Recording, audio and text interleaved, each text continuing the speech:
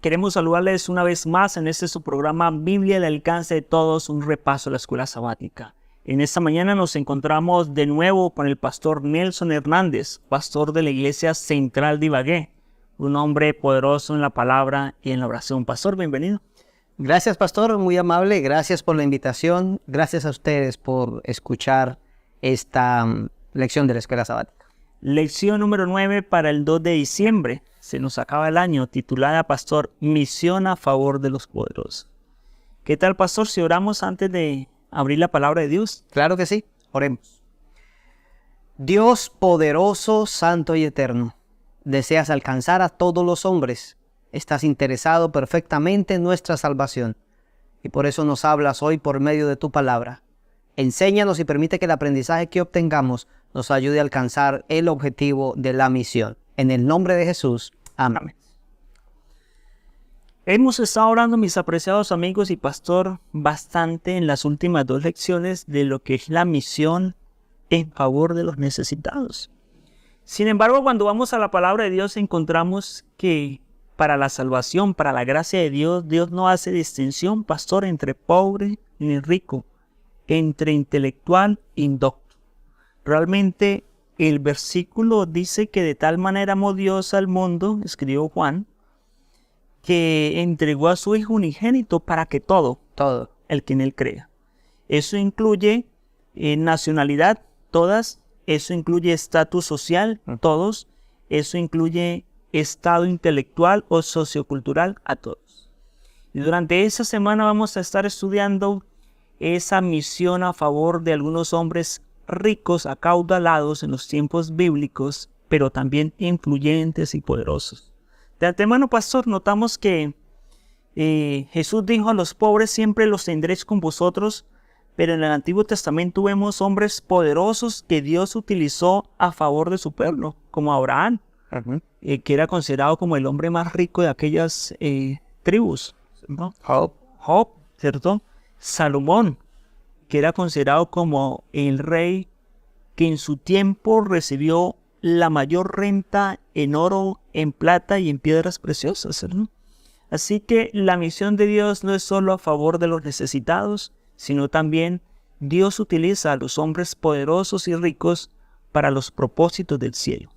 Pastor, me llama la atención porque en el Antiguo Testamento hay un hombre bien interesante, rey de una gran ciudad, de una metrópolis para aquella época, podríamos decir que era la capital del mundo. Así es. Babilonia. Así es. El rey Nabucodonosor. Bueno, sí, el rey Nabucodonosor, de él quiero decirles algo. Y es que si el evangelio es en favor de los necesitados, el más necesitado en esa época era Nabucodonosor. Pero no necesitaba de bienes económicos, necesitaba salvación, pastor. Salvación. Salvación. De antemano, todos necesitamos algo. Todos necesitamos. Él lo tenía todo, supuestamente, pero necesitaba salvación. Entonces, Dios hace algo espectacular en favor de él. Miren, Dios estaba interesado en salvar. ¿A quién quiso salvar? A los sabios. Por eso no murieron. Donde Nabucodonosor mate a los sabios es porque ahí se hubieran perdido. Dios necesitaba salvar a Daniel y a sus amigos. Y por eso tuvo que sacarlos del lugar donde estaban y llevarlos a un lugar de esclavitud, solo con un propósito. Propósito, salvar al rey. Salvar a Nabucodonosor. Así que Dios está interesado en la salvación de todos. Pero hablemos un poquito acerca de este hombre. Mire, este hombre duró aproximadamente 80 años gobernando, uno de los gobernantes más grandes de Caldea. Y 80 años gobernando es toda una vida. Es toda una vida. Tenía plata, tenía oro, allá están los jardines colgantes de Babilonia, todo el templo de Marduk, todo era en oro. Así que el oro abundaba en Babilonia. Pero lo que no abundaba, y lo que también abundaba en Babilonia y en el corazón del rey, era orgullo y arrogancia.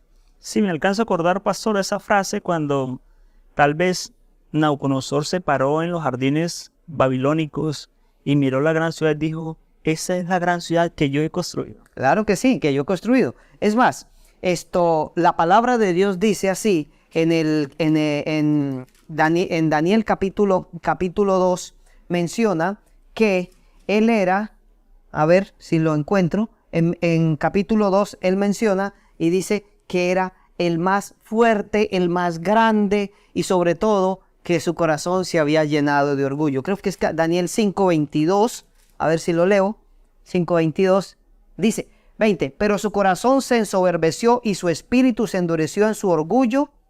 Ya, con eso dice todo, lo logró todo, pero Dios quiso alcanzarlo un día. Miren, ¿fácil alcanzar a un gobernante? No. Tiempo que le tomó a Dios alcanzarlo, mucho. Pero Dios empezó a presentársele de manera parcial. Lo primero, a través del sueño. Ustedes conocen el sueño, pero entre ese sueño y el otro suceso importante que la Biblia menciona, que es el horno de fuego, hay un tiempo largo. Pero se le olvidó al hombre que un día había dicho, sí, su Dios es muy importante porque mire lo que hizo. Ahora dice que pasa un tiempo y otra vez se llena de orgullo y vuelve a pasar. Y el texto que tú acabaste de expresar es el mismo que ya habíamos dicho. Y es que Dios quiere salvarlos a ellos. Pero ¿qué hace Dios para salvar a un hombre poderoso? Utiliza a una persona. Y aquí utilizó como un instrumento, como puente, a Daniel.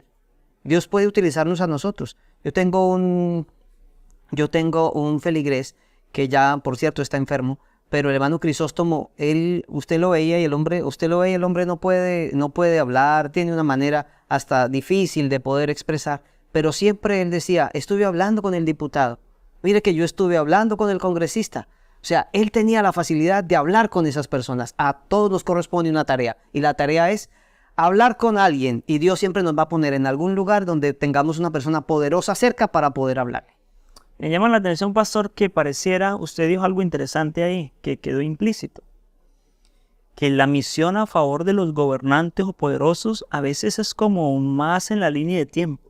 Sí. Bueno, nosotros somos de corto alcance, ¿cierto? Llevamos el mercado y queremos que a los 8 días se bautice. Pero cuando hablamos de gente como Nabucodonosor, realmente fue una serie de sucesos hasta quedar prácticamente en la inmunda para reconocer al Señor. Sí, ustedes conocen perfectamente lo que ocurrió con él.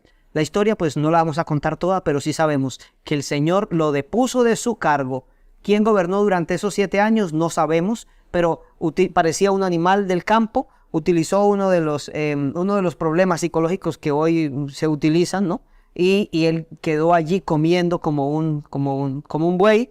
Dice, se le crecieron las uñas como las águilas, hasta que un día reconoció, alzó los ojos al cielo y vio, y dice la Biblia en el capítulo 4, en el versículo 37, así, dice, pero yo ahora, Nabucodonosor, alabo, engrandezco y glorifico al Rey del cielo, porque todas sus obras son verdaderas y sus caminos son justos, y él puede humillar a los que andan con soberbia. O sea, ¿para qué Dios llega a una persona de esas? Para traerle salvación, pero tiene que primero deponer su orgullo para poder llegar al proceso de salvación. No le ocurrió solo a Nabucodonosor.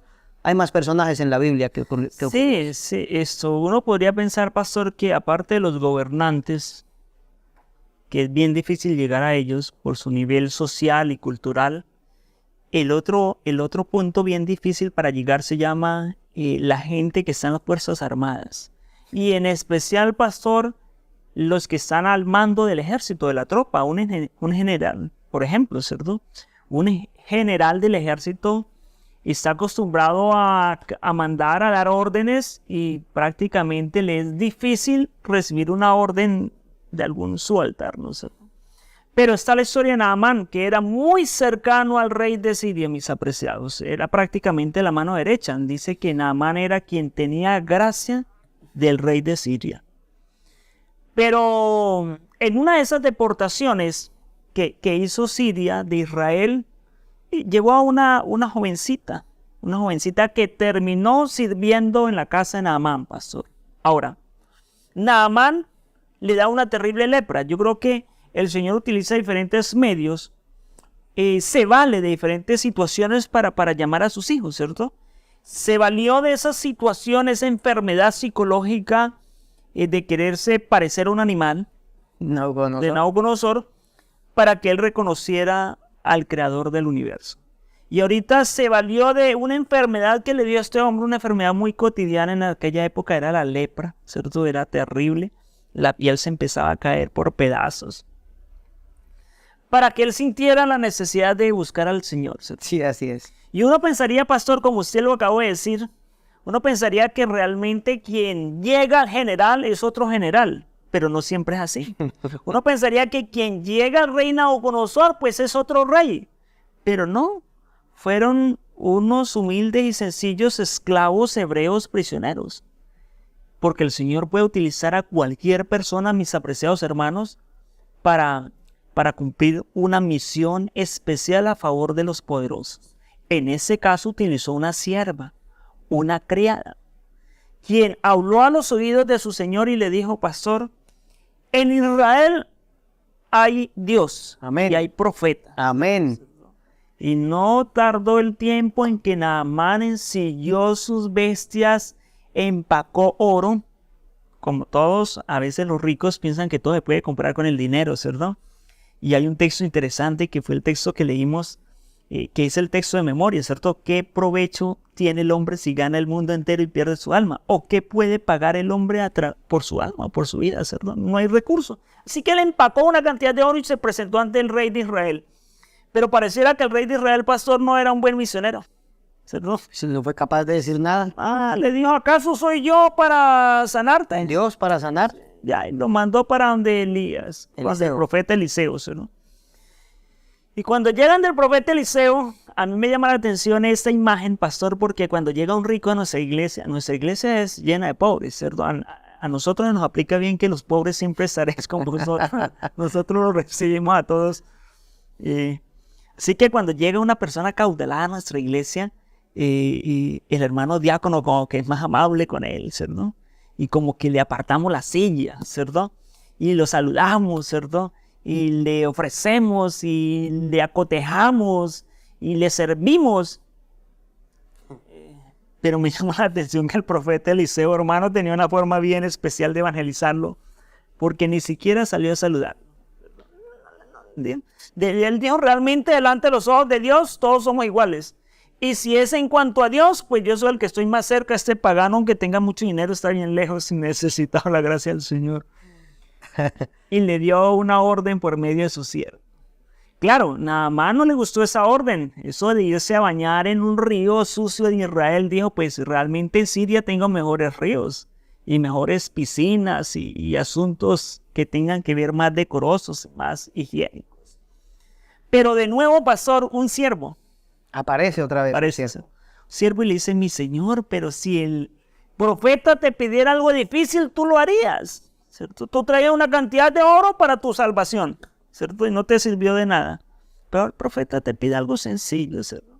Porque realmente, mis apreciados hermanos, el tema de la salvación es gratis, ¿cierto?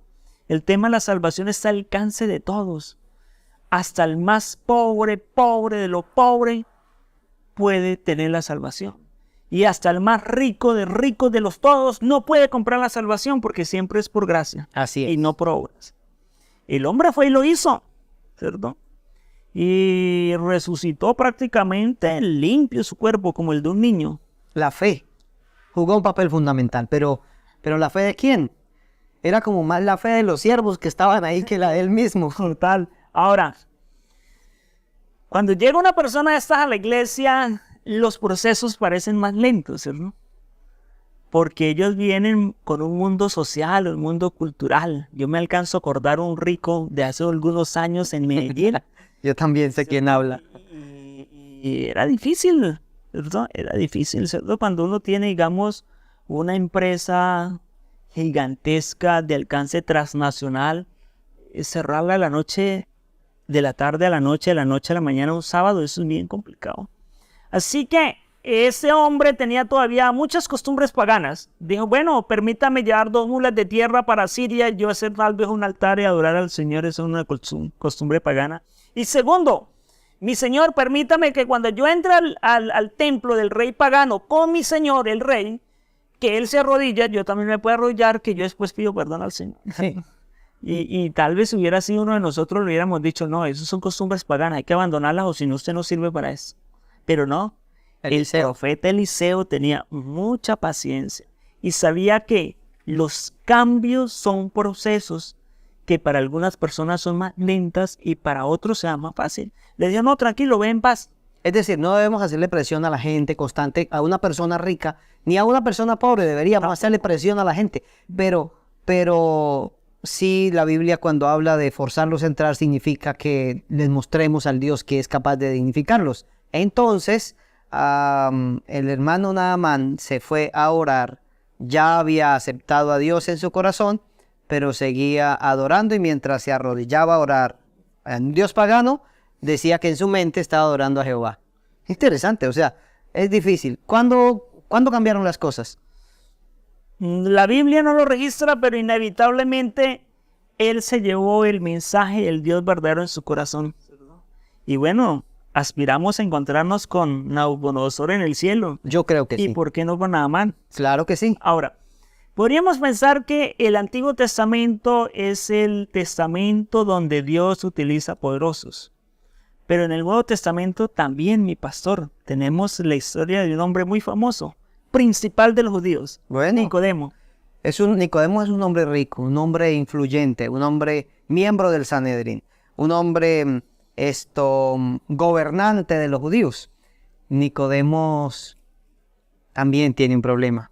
No es lepra, no es orgullo, es mucho conocimiento, y creyendo que por eso se va a salvar. Porque lo sabe todo, o sea, nadie como él guardaba los mandamientos, era líder de los judíos. Es más, saben que Jesús cuando le habló dijo, él es maestro de Israel. O sea, parecía que estaba listo para el cielo, pero no, le faltaba una cosita según el Señor: nacer del agua, nacer del Espíritu y tener un encuentro con Dios. Pues déjenme decirles que este hombre Nicodemo se va en las horas de la noche y empieza a buscar a Jesús. Y cuando llegan las horas de la noche, lo que dice es maestro, sabemos que ha sido enviado de Dios. O sea, sabemos, él da como hablar como si viene de parte de todos allá, pero es como una manera de no decir él, mire, yo estoy aquí muy preocupado porque estoy preocupado por mi salvación.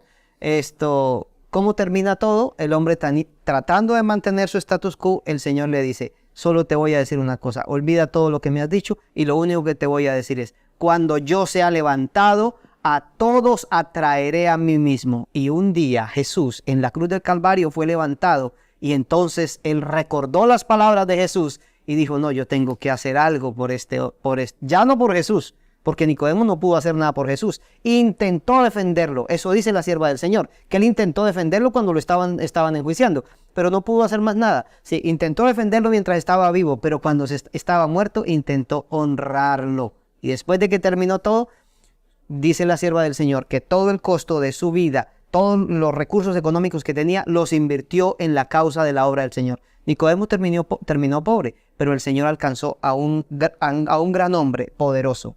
Solo que a nosotros nos puede ocurrir, y es que creemos que por tener el conocimiento tenemos la salvación. No es sinónimo conocimiento de salvación. El único conocimiento que es sinónimo de salvación es el conocimiento de Jesús. Perfecto, pastor. O sea, ni Nabucodonosor, que era muy rico, no compra la salvación. Ni Naamán, que manejaba un ejército, supongo que miles de soldados, poder de liderazgo, no compra la salvación. Ni el conocimiento de Nicodemo compra la salvación, ¿cierto? Ahora, uno podría pensar que nosotros, pastor, de antemano, nosotros los pobres... Los pastores también nos podemos salvar, pastor. Nosotros los pobres pensamos que... Ay, si yo tuviera recursos, ¿cierto? Otra sería mi vida. Así pensamos los pobres, ¿cierto? Yo en una ocasión llegué a decir, mis apreciados hermanos, que alababa el nombre de Dios por haber nacido pobre. Porque si hubiera nacido rico, otra sería la historia, tal vez, ¿cierto? Tal vez si tú hubieras nacido en una familia, mi apreciado hermano, si tú hubieras nacido en un estrato 7, ¿cierto? No sé, por allá en Europa, en un lugar especial de Europa, Venecia, Suiza, ¿cierto? Estrato 7 en Suiza. Pregúntate, ¿estarías andando en los caminos de Dios?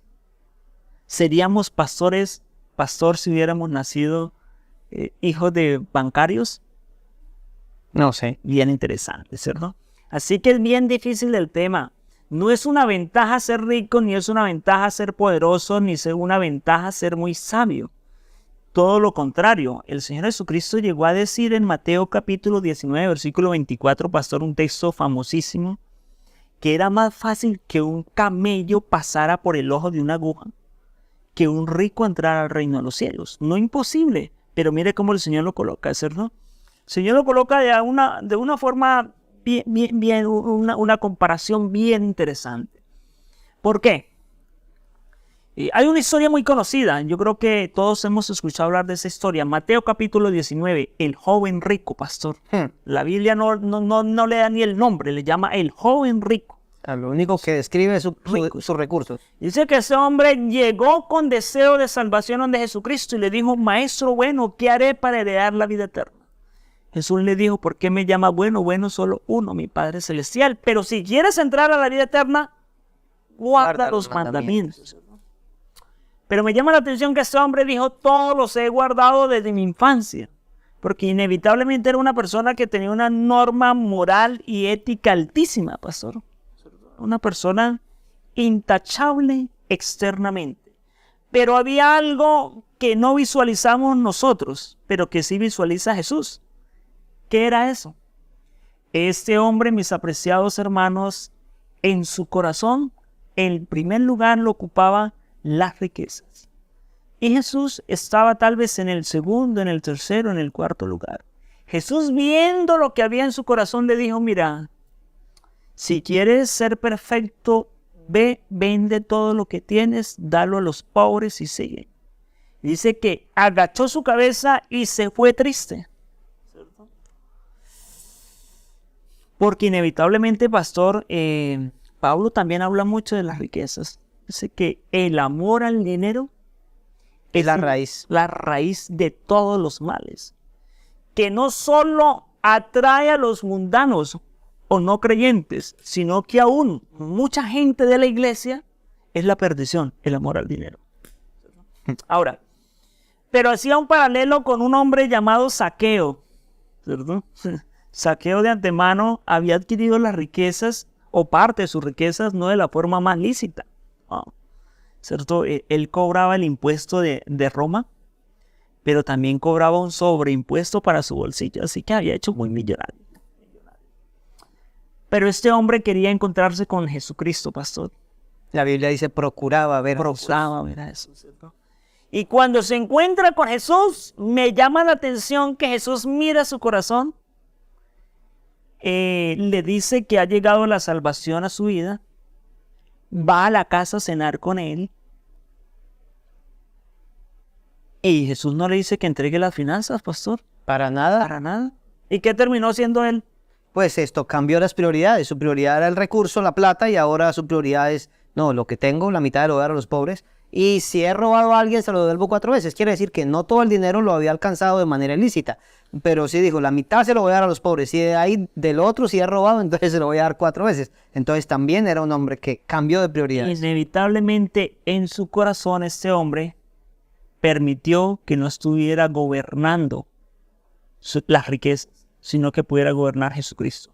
Al gobernar Jesucristo en su corazón, la administración de sus recursos se convirtió en algo natural, pastor. Así es. Y podríamos decir en la dirección del cielo. Amén. La dirección del cielo. Yo siempre he dicho, pastor, que un rico en las manos del Señor es una bendición para la iglesia. Claro que sí. Solo que teniendo cuidado, pastor, porque muchas veces llega una persona con recursos a la iglesia y entonces todo el mundo lo atosiga, todo el mundo le pide, todo el mundo, y entonces eso hace que y no tenemos iglesias diseñadas para personas que tengan un nivel socioeconómico más alto. Entonces hay que tener mucho cuidado. Ellos también necesitan salvación. Amén. Y no necesariamente que les pidamos un favor, un recurso, no un trabajo. No. Pastor, hablemos un poquito más de esa misión a favor de los poderosos y millonarios. Bueno, permítame leer un texto de la Biblia en Isaías capítulo 53. Dice, versículo 9, y se dispuso con los impíos su sepultura, pero con los ricos fue en su muerte. Esta profecía se había dado muchos años atrás y tuvo su cumplimiento perfectamente en un personaje de la Biblia. Con los ricos fue en su muerte. Había diseñado un hombre rico. En esa época uno podía comprar su propia tumba, cavarla en piedra, porque todo era en en tierra, ¿no? Pero allá el que lo hacía en una piedra, eso era una cosa espectacular, era un hombre que tenía recursos. Y él hizo uno, diseñó una para él, pero cuando se dio cuenta que Jesús murió, entonces decidió entregarle su sepultura a Jesús. Ya empezó donando algo muy valioso. Hablamos de José de Arimatea. José de Arimatea, un hombre que era influyente, contemporáneo de Nicodemo, pero él no era uno de esos seguidores que iban todos los sábados a la sinagoga, ni que corría detrás de Jesús, ni que era un discípulo de Jesús permanente. Hay mucha gente que es capaz de decir, yo me dispongo a aportar para la iglesia de esta manera, porque tienen un encuentro con Dios. Han tenido un encuentro con Dios. Tal vez no vayan permanentemente, pero en algún momento el Señor los atraerá. Y la Biblia describe, la sierva del Señor describe a José de Arimatea como un hombre poderoso que fue capaz de ayudar a muchos en la iglesia primitiva después de la resurrección de Jesús. Qué lindo testimonio de fe. Podemos alcanzarlos también, pero noten ustedes, ¿quién alcanzó a Nabucodonosor? Daniel. ¿A través de quién llegó Naamán? A través de la criadita. ¿A través de quién llegó Nicodemo? No, del conocimiento que tenía lo atrajo a Jesús. Pero José de Arimatea, no, José de Arimatea fue diferente. ¿Por qué? Porque él solo escuchó, vio, creyó, pero nunca se congregó como para decir voy a estar con ustedes en esto. Y un día cuando llegó la hora de reaccionar, se convirtió en seguidor permanente. Ahora, pastor, hemos estado estudiando, mis apreciados hermanos y amigos, historias bíblicas, pero estamos en el siglo XXI, ¿Sí? año 2023. ¿Qué le podemos decir a la iglesia o a un miembro normal que está viendo este programa, pastor? ¿Qué podemos hacer desde nuestras bases a favor de los poderosos y ricos? Pues empezando por lo básico, oración. ¿Y cómo se ora por una persona? Pues sencillamente diciendo voy a orar por aquel. Yo recuerdo hace unos días que al presidente Petro le entregaron un conflicto de los siglos. Y entonces alguien tomó la foto con él y la subió a las redes. Y de nuestros mismos hablaron cosas terribles por haberle ido a entregar. O sea, si no es así, ¿cómo? Dígame cómo. A un gobernante hay que ir a llevarle la palabra. Hay que ir a llevar la palabra. Lo primero que hacemos es orar por la persona. El desafío que aquí nos da es, si usted conoce a alguien de poder, ore por él. Pero en una carta, en un correo, en un email, dígale, estoy orando por usted. Eso es iniciar, porque no podemos llegar allá. Venga, porque yo vengo a darle la fe de Jesús. No, sencillamente ore por él. Y ahora, después de eso, dígaselo. Estoy orando por usted. Y trate de hacerse amigo de esas personas para poder llegar. Pastor, estuvimos en Dominicana. Disfrutamos. Por eso el pastor está un poquito así como bronceado, porque tiró playa. Pero el día lunes, mi pastor, el día martes, nos reunimos con el presidente de la sureste de Dominicana.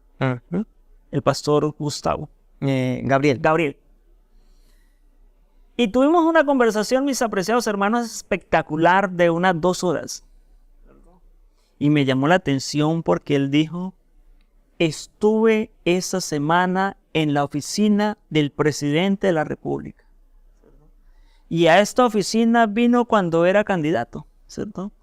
Y empezó, mis apreciados hermanos, a hablar de esa relación iglesia, gobierno y esa ayuda mutua. Que otros familiares eran parte de eso y que es que encontró a tal porque había sido adventista, que había estudiado en un colegio adventista, eso. Sí, no, maravilloso, mis apreciados.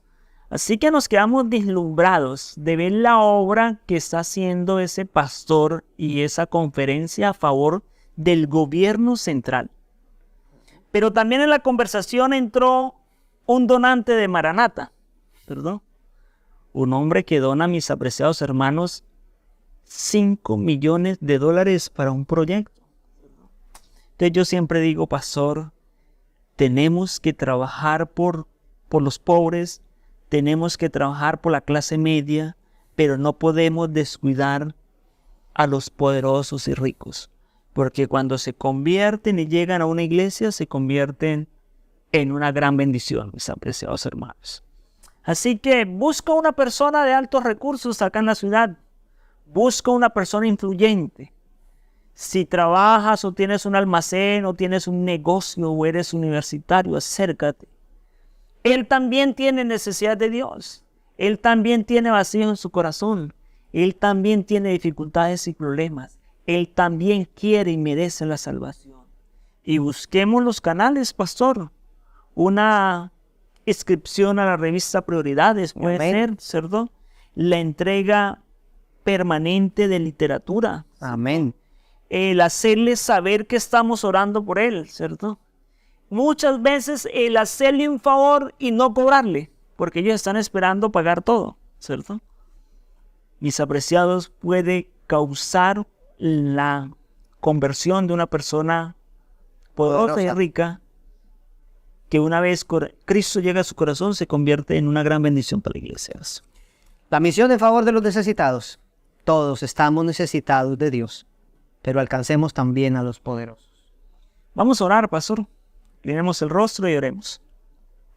Nuestro Padre Celestial, te damos infinitas gracias porque el perdón del cielo y el caudal de la gracia está disponible para todos los niveles sociales, intelectuales y socioculturales. Gracias, Padre Celestial, porque a través de los tiempos ha utilizado hombres poderosos y ricos que han sido fichas claves para el ensanchamiento del reino de Dios, amén, para la financiación de la misión y también a favor de los necesitados. Amén. Permítanos, Señor, trabajar por ellos. Danos su bendición y tu compañía durante esta semana. Lo pedimos en el nombre de Jesús. Amén. Muchas gracias, pastor. Siempre es un placer tenerlo acá, disfrutar de su intelectualidad y hasta un próximo programa, una próxima emisión de su programa Biblia al alcance de todos, un repaso en la escuela sabática. Bendiciones.